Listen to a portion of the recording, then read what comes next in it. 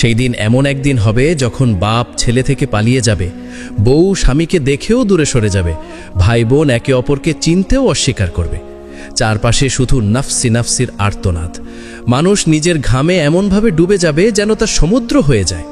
ঠিক সেই বিশাল ময়দানে এক মহান ব্যক্তি সবার জন্য ডেকে উঠবেন।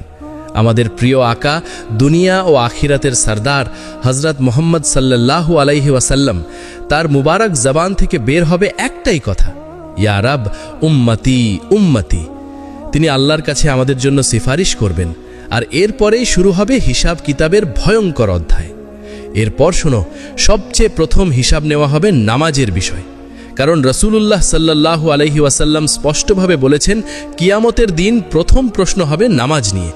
যদি নামাজ শক্ত হয়ে দাঁড়ায় তাহলে বাকি সব আমলও টিকে যাবে, আর যদি নামাজ দুর্বল হয় তাহলে সব আমল ভেঙে পড়বে।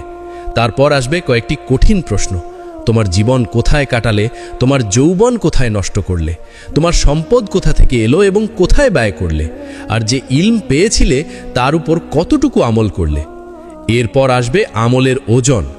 যার পাল্লা ভারী হবে সে জান্নাতের দরজায় পৌঁছে যাবে, আর যার পাল্লা হালকা হবে তার পথ হবে জাহান্নামের দিকে। তারপর সামনে আসবে পুলসিরাতের ভয়ঙ্কর পরীক্ষার সময়। পুলসিরাত কি, কোথায় রয়েছে, কারা বিদ্যুতের মতো পার হয়ে যাবে, আর কাদের হাত ধরে আমাদের নবী সাল্লাল্লাহু আলাইহি ওয়াসাল্লাম টেনে নেবেন, এসব বিষয় নিয়েই এই আলোচনা। তাই শেষ পর্যন্ত মনোযোগ দিয়ে শোনো। পুলসিরাতের ঠিক আগে রয়েছে একটি গুরুত্বপূর্ণ অবস্থান, হাউজে কাউসার। মহাশরের ময়দানে এই হাউজ ঝলমল করবে। হিসাব শেষ হলে মানুষ গরমে ও তৃষ্ণায় অস্থির হয়ে পড়বে। ঠিক তখনই চোখে পড়বে আমাদের নবী সাল্লাল্লাহু আলাইহি ওয়াসাল্লামের হাউজ। তিনি নিজে দাঁড়িয়ে উম্মতকে হাতে করে পানি পান করাবেন।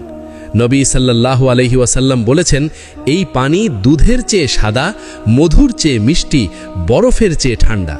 এর সুগন্ধ কস্তুরীর চেয়ে উত্তম, আর এর পেয়ালা আকাশের তারার চেয়েও বেশি। যে একবার এই পানি পান করবে সে আর কখনো তৃষ্ণার্ত হবে না। রিওয়ায়েতে এসেছে, নেককার বান্দারা পুলসিরাত পার হওয়ার আগেই হাউস থেকে পানি পান করবে, আর কিছু মানুষ গুনাহের কারণে পুলসিরাত পার হওয়ার পর পান করবে, যাতে পুলসিরাতের কষ্টে তাদের গুনাহ ঝরে যায়, এবং এরপর তারা হাউজের পানি পান করে প্রশান্তি পায়। হাউজে কাউসারের পরেই আসে পুলসিরাতের চূড়ান্ত পরীক্ষা। এটি এমন একটি সাঁকো যার উপর দিয়ে সবাইকে জান্নাতে প্রবেশ করতে হবে, যা জাহান্নামের উপর স্থাপিত চুলের চেয়ে সরু এবং তলোয়ারের চেয়ে ধারালো। হযরত আবু সাঈদ খুদরি রাদিয়াল্লাহু আনহু থেকে বর্ণিত, সাহাবারা জিজ্ঞেস করেছিলেন, ইয়া রাসূলুল্লাহ, পুলসিরাত কেমন হবে? তখন তিনি বলেছিলেন,